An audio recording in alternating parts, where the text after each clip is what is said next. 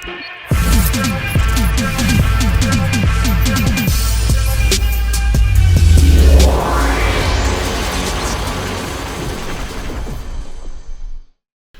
if events went differently in the MCU?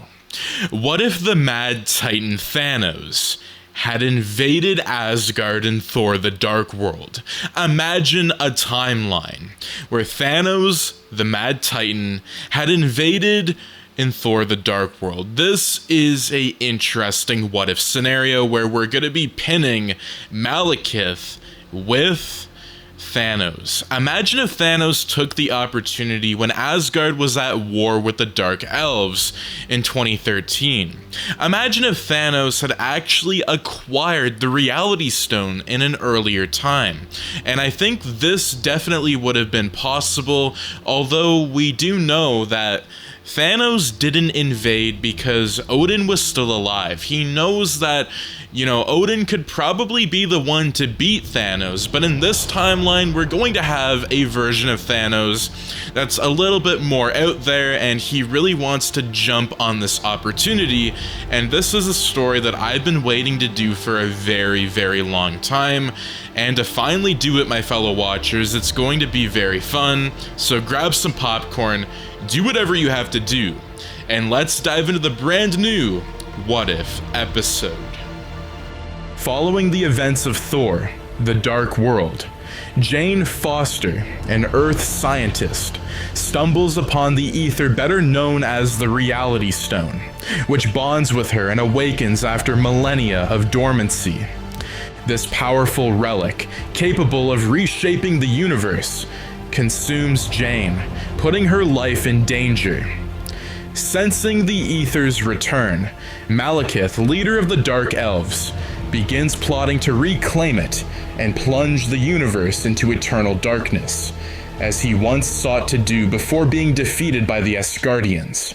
As Thor takes Jane to Asgard for protection, Odin warns of the Aether's reality warping power, recognizing the threat it poses if it falls into the wrong hands. Soon after Jane's arrival, Malekith launches a fierce attack on Asgard.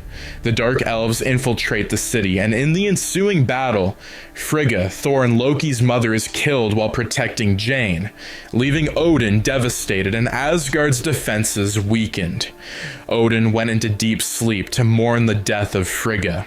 Meanwhile, Loki, imprisoned for his past crimes, watches the events unfold with keen interest, secretly plotting his own schemes while chaos erupts. Loki has no desire to let either Malekith or Thor walk away with all the power. Instead, he plans to manipulate the situation to gain more power for himself. Loki knows that hidden in Odin's vault lies the casket of ancient winters, an incredibly powerful relic once wielded by the frost giants of Jotunheim.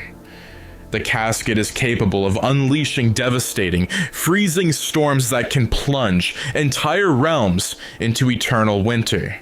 It holds the power to freeze anything in its path, from landscapes to entire civilizations, making it a weapon of mass destruction.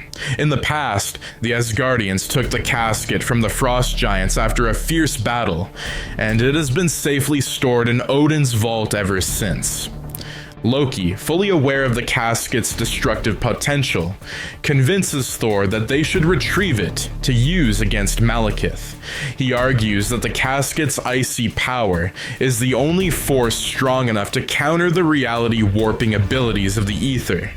Desperate to stop Malekith before he unleashes the Aether's full might, Thor agrees to Loki's plan, unaware of his brother's ulterior motives. But Loki's true intentions are far more sinister. He secretly contacts Malekith and strikes a deal with him. Well, World War II, Loki proposes that if Malekith helps him overthrow Odin, he will let him take the casket of ancient winters for his own use.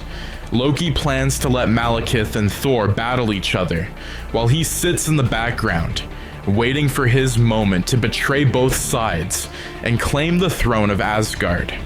Thor and Loki enter the vault to retrieve the casket of ancient winters, but just as they do, Malekith ambushes them. Using his dark powers and cunning, Malekith steals the casket, now wielding both the Aether and the casket of ancient winters. He escapes from Asgard, leaving Thor and Loki helpless as he gains unimaginable power. With both the Aether and the casket, Malekith becomes nearly invincible. The Aether gives him the ability to warp reality itself, while the casket of ancient winters allows him to summon freezing storms and ice capable of destroying entire realms. Thor and Loki, now reluctantly working together, realize that they must stop Malekith before he uses the convergence, the alignment of the 9 realms, to spread darkness and ice across the universe. As Malekith prepares for the convergence on his home world of Svartalfheim, Thor and Loki gather their strength for one last battle. They travel to Svartalfheim, where Malekith waits with his army of dark elves. The final confrontation begins with Thor and Loki facing Malekith, who is now wielding both the Aether and the casket. The battlefield is filled with swirling icy storms and warped reality as Malekith bends the environment to his will. Thanos, the Mad Titan, had been watching the events unfold across the cosmos from a distance. His eyes were set on one thing: collecting the Infinity Stones to complete the Infinity Gauntlet, a weapon that would give him the power to control all of existence. The Aether, Reality Stone, one of the most powerful and elusive stones, had resurfaced, and Thanos knew this was the perfect opportunity to claim it. Having already orchestrated chaos across the universe through his agents, Thanos had spies keeping tabs on the situation in Asgard, and was fully aware of Odin's weakened state, and the ongoing conflict with Malekith. Thanos understood that, with Odin out of the picture and Thor preoccupied with Malekith, this was the ideal moment to strike. However, he knew that claiming the Aether directly would be no easy task, given the reality-bending powers it granted its wielder. Instead of risking himself in an immediate confrontation, Thanos dispatched his elite group of deadly warriors, the Black Order, to retrieve the Aether for him. This elite team, consisting of Corvus Glaive, Proxima Midnight, Ebony Maw, and Cull Obsidian, was tasked with overwhelming Thor, Loki, and Malekith, securing the Aether and bringing it back to their master. As Thor and Loki prepare to face Malekith on Svartalfheim, their battle is interrupted by the sudden arrival of Thanos' Black Order. The battlefield quickly descends into chaos as Thor, Loki, and Malekith find themselves in a 3-way struggle. Malekith, wielding both the Aether and the casket of ancient winters, uses his newfound powers to summon freezing storms and twist reality around them, turning the environment into a lethal landscape of ice and warping terrain. The Black Order, relentless and highly skilled, push forward in their mission. Corvus Glaive leads the charge, his glaive slicing through dark elves and Asgardian forces alike, while Proxima Midnight strikes with pinpoint accuracy. Cull Obsidian, the massive brute of the group, uses his overwhelming strength to tear through the battlefield, creating devastation wherever he goes. Meanwhile, the cunning Ebony Maw manipulates his telekinetic powers, aiming to weaken Malekith's defenses and secure the Aether for Thanos. Despite the overwhelming might of the Black Order, Malekith holds his own, his mastery over the Aether and the casket, making him a near unstoppable force. He bends reality around the battlefield, making it difficult for the Black Order to advance, while summoning intense blizzards to freeze his enemies in place. Thor, desperate to stop both Malekith and the Black Order, fights valiantly, using Mjolnir to deflect attacks and break through the icy storms. Loki, as usual, plays a more deceptive role, creating illusions to mislead his enemies and striking from the shadows. The battle grows fiercer as the forces collide. Thanos, observing from afar, realizes the true scale of Malekith's power and sees that his plan may need to change. Though the Black Order is formidable, Malekith's control of the Aether is proving to be a greater challenge than anticipated. Thanos considers intervening directly, but knows that doing so could put him at risk without more Infinity Stones to bolster his strength. Gorr, the god Butcher, a being driven by pure hatred toward all gods, had spent centuries hunting and killing deities across the cosmos. Gorr's hatred stemmed from the loss of his family and the countless hardships he endured, which he blamed on the gods' indifference to the suffering of mortals. He had come to believe that the universe would be better off without any gods, and with the power of the all-black Necrosword, a weapon forged by the primordial darkness, Gorr set out on a crusade to slaughter every god he could find. Gorr had been watching the events unfold from a distance. He was always drawn to great conflicts involving gods, knowing that they often led to opportunities to slay powerful deities in one fell swoop. The growing battle between Thor, Loki, Malekith, and the Black Order on Svartalfheim was exactly the kind of event that would attract his attention. In particular, Gorr's attention was drawn to Thor, an Asgardian god and one of the most powerful gods in the universe. Gorr had long wanted to add Thor to his growing list of slain gods. But Gorr wasn't just after Thor. He was also aware of Malekith, a being who sought to use the Aether and the casket of ancient winters to reshape the universe. Although Malekith wasn't a god in the traditional sense, Gorr saw him as a figure of immense power, who intended to bend the universe to his will, something Gorr could not allow. To Gorr, anyone who wielded godlike powers or sought to rule the realms was just as culpable as the gods he hated. The presence of Thanos' Black Order only added to Gorr's desire to intervene. While Thanos himself was not a god, his pursuit of ultimate power made him another target in Gorr's eyes. Gorr decided that the ongoing conflict between Thor, Malekith, and the Black Order presented the perfect opportunity to strike.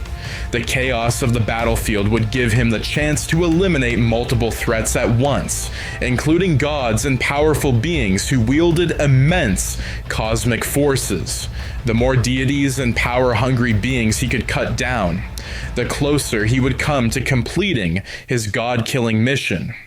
With the arrival of Gorr, the battlefield on Svartalfheim would no longer be just a clash for power, but a full-blown massacre, as Gorr intended to destroy everyone involved in the conflict. He believed that in erasing these powerful figures, he was bringing justice to the universe. In his twisted view, he was saving mortals from the tyranny of gods, and those who sought to play God with their power. Gorr made his way to Svartalfheim, knowing that this battle would be the beginning of a larger war. He planned to wipe out the Asgardians, the Dark Elves, and the Black Order all in one strike, setting the stage for the complete annihilation of the gods and their followers. His arrival was not just to interfere, but to deliver the final blow to anyone who dared to hold godlike power. The sky darkens, and out of the shadows emerges Gorr, the God Butcher, a relentless figure driven by one purpose: to kill all gods.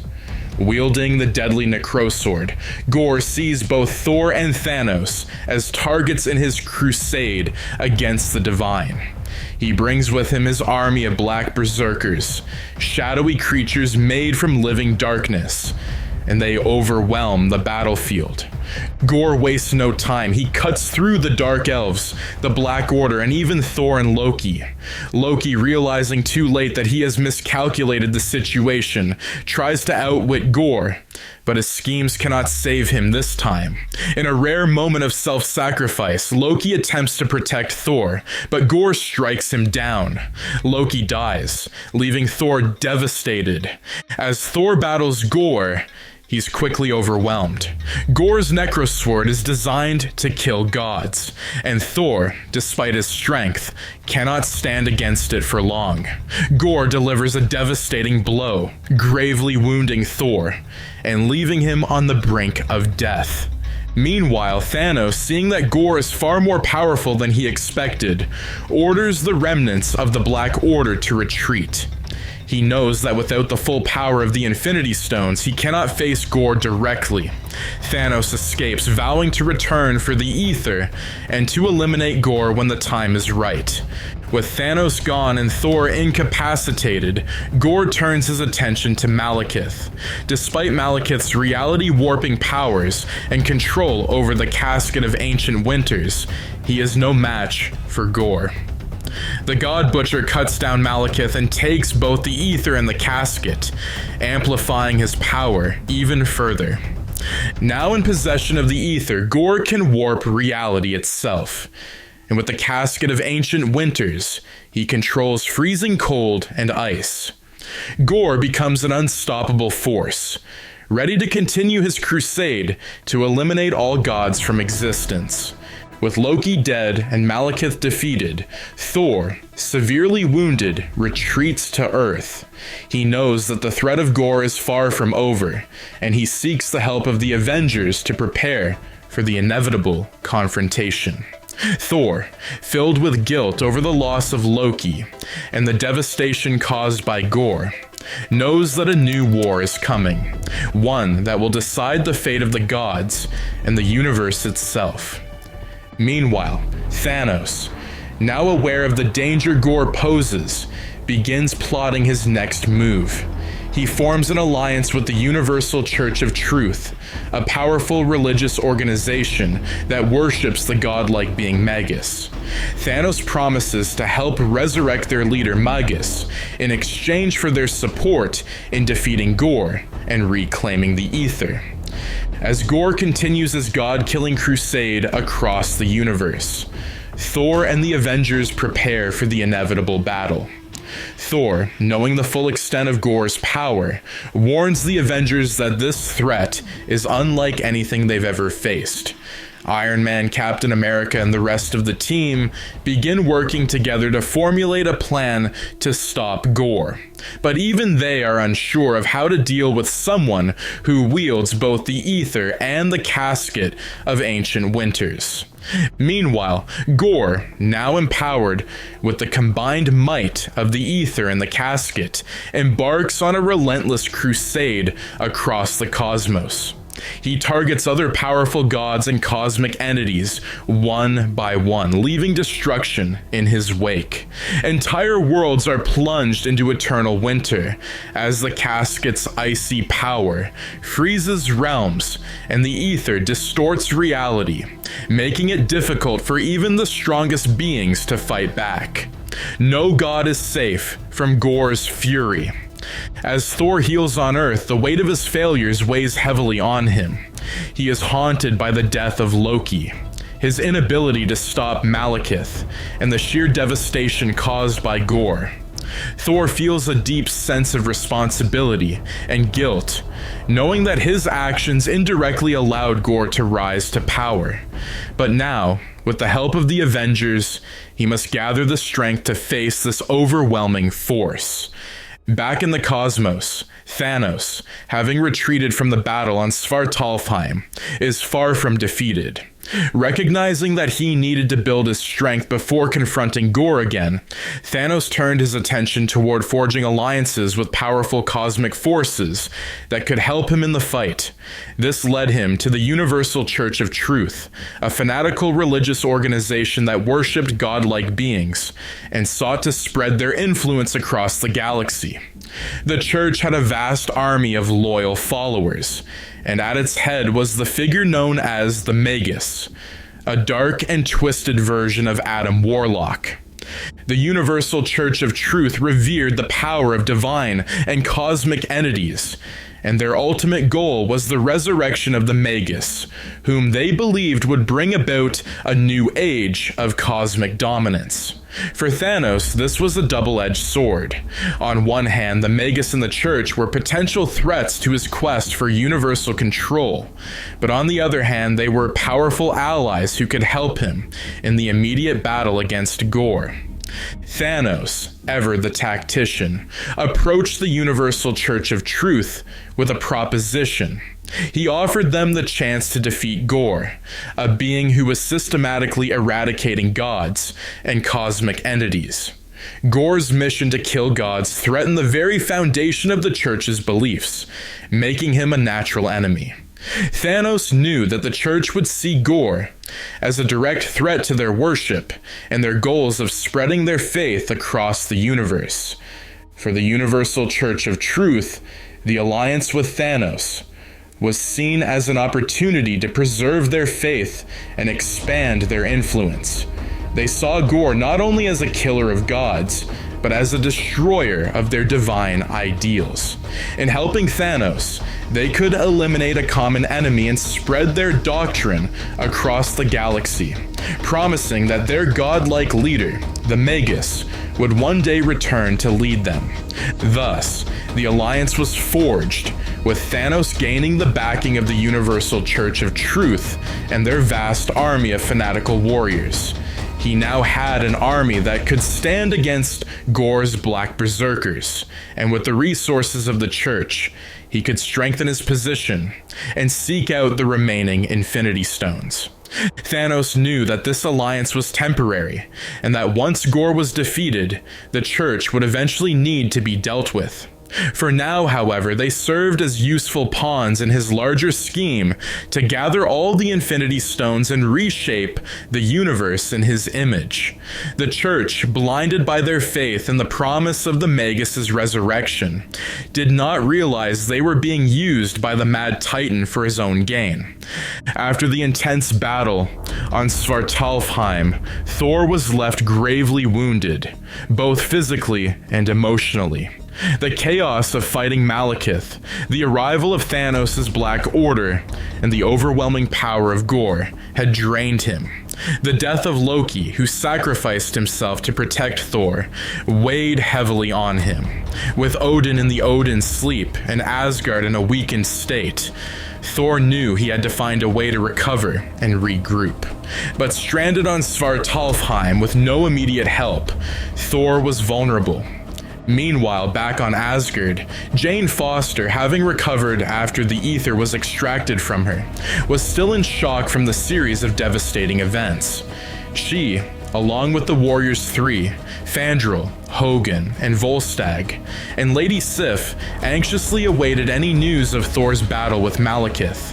Heimdall, ever vigilant, had been monitoring the situation and could see that Thor was in serious danger after the arrival of Gorr the God Butcher. Sensing the urgency of Thor's condition, Heimdall acted quickly. Using the Bifrost, Heimdall transported Thor back to Asgard from the frozen wasteland of Svartalfheim, just as Thor was on the verge of collapse. The moment Thor arrived in Asgard, he was rushed to the healing chambers by Sif and the Warriors 3, who had fought alongside him countless times, but had never seen him in such a weakened state. His injuries were severe, both from the physical battle and from the emotional toll of losing his brother. While Thor recovered in Asgard, Jane remained by his side. She had been through her own ordeal with the Aether and understood the gravity of the situation. Knowing that both Gorr and Thanos were out there, Jane urged Thor to seek help beyond Asgard, realizing that the battle ahead was too great for the Asgardians alone. She knew that the Avengers, Earth's mightiest heroes, would need to be involved in the fight against Gorr and the cosmic forces at play. As Thor regained some of his strength, he and Heimdall discussed the best course of action. Heimdall, with his all-seeing eyes, knew that Asgard could not face Gorr and Thanos without help. Thor reluctantly agreed that the next step should be to travel to Earth and call upon the Avengers. Though he felt a duty to stay in Asgard, He knew that without time to recover and without powerful allies, he would not be able to confront Gorr or protect the Nine Realms from the looming threat. With Heimdall's guidance, the Bifrost was opened once more, transporting Thor and Jane to Earth, where they would meet the Avengers. Jane, still reeling from her experience with the Aether, was determined to help Thor in any way she could. She understood the stakes and knew that the battle for the universe's fate was far from over. Upon arriving on Earth, Thor was greeted by Tony Stark, Steve Rogers, and the other Avengers, who had been alerted to the danger by Jane. While Thor explained the dire situation, Jane worked with Bruce Banner and Tony Stark to analyze the remnants of the Aether's power and figure out a way to counter Gorr and the cosmic threat that lay ahead. Thor knew that with the combined might of the Avengers and the Asgardians, they would have a fighting chance against Gorr, but he also understood that the next battle would be unlike anything they had faced before. As Thor recuperates on Earth, he begins to plan his next move, realizing that his current strength and weapons might not be enough to face Gorr the God Butcher, especially now that Gorr wields both the Aether and the casket of ancient winters. Knowing that only the most powerful weapons in the universe can counter such immense forces, Thor decides to journey back to Nidavellir to seek the help of Eitri, the master dwarven blacksmith who once forged Stormbreaker. Thor's plan is to have Stormbreaker enhanced to match the scale of power required to fight Gorr. He knows that Eitri can amplify Stormbreaker by forging it with additional enchantments, perhaps embedding it with cosmic materials that could counteract the reality warping powers of the Aether and the freezing cold of the casket of ancient winters. However, Thor's plan goes beyond just Stormbreaker. Thor proposes to Tony Stark and the Avengers that while he's on Nidavellir, he will have Eitri forge Uru armor for the team, designed to protect them against the destructive power of Gorr's new abilities. Iron Man, Captain America, and even Hulk will receive these specially crafted Uru-infused armors, each tailored to their unique strengths. Thor knows that this armor, made from the same material as Mjolnir and Stormbreaker, could give the Avengers the durability and resistance they need to survive the combined might of the Aether and the casket. Thor also remembers Asgard's destroyer armor, the near-indestructible suit once used to defend the realm against great threats. He proposes to Tony Stark and Bruce Banner that they reassemble the destroyer armor, upgrading it with Earth-based technology. Thor knows that Eitri could repair any damage to the armor, and enhance it further with magical runes or cosmic energy. With Stark's modifications, the destroyer armor could serve as an automated powerhouse on the battlefield, capable of standing up to Gorr's Black Berserkers, or even being controlled remotely by one of the Avengers. The plan is ambitious, but necessary. Thor understands that in order to face Gorr, the Avengers will need every advantage they can get. Reforging their weapons and armor from Uru will give them the edge in battle, especially against Gorr's overwhelming god-slaying abilities. With Eitri's help, Thor is confident that he can prepare the team for what lies ahead.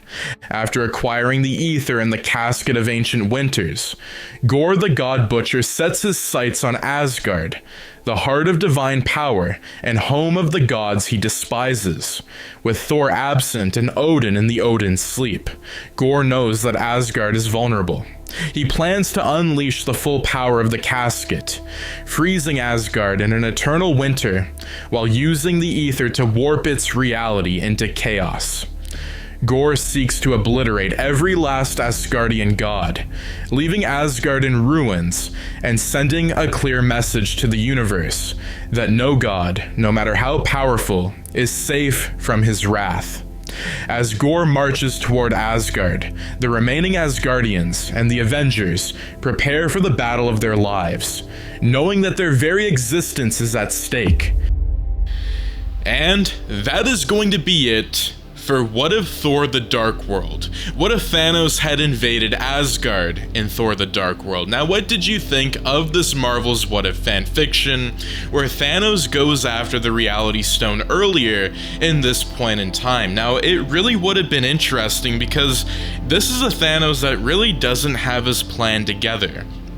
He knows that he wants the Infinity Stones, but he has to rush to get them instead, and I think that this would have been one of the only points in time where I think Thanos would have came to Asgard to grab the stone when he knew that the Dark Elves were just creating chaos and havoc across Asgard. Like, it definitely was a small little opening that I think Thanos would have taken. But that being said, a lot of people do say that Thanos wouldn't have done that. He wouldn't have had the Infinity Gauntlet because it's just way too early. But I am telling you that this is a what if fanfiction. That's what we do here on this channel. We talk about all the different realities of what could have happened, what might have happened. And I think a younger version of Thanos just a few years earlier, he could have succeeded. I think that there's so many small windows and different opportunities, like when Thanos invaded in my Avengers 2012 What If. I think that would have been a very perfect time because you also have like the Ancient One, the Space Stone, the Time Stone. Like, you have all of these different stones, and I think if Thanos had the Reality Stone earlier, it really would have been bad for the Avengers, including Thor, Odin, and everybody in between. But that being said, my fellow watchers, if you guys do enjoy these videos, I would highly recommend that you guys check out the merch shop. It's starting at all these different prices. We have some very low price points for you, but the reason that I'm asking, and you guys don't have to buy any of the merch if you don't want to, it's just there to support the channel. And I do want to say the reason I'm asking you guys if you guys are interested is because I am in school, so I'm kind of doing a full-time course load, and some of these videos can be hard to keep up to and actually create. So again, I just really appreciate any support that you guys showcase on this channel. But that being said, thank you guys so very much for watching, and I will see you in the next video. Take care and have a wonderful day. Peace out.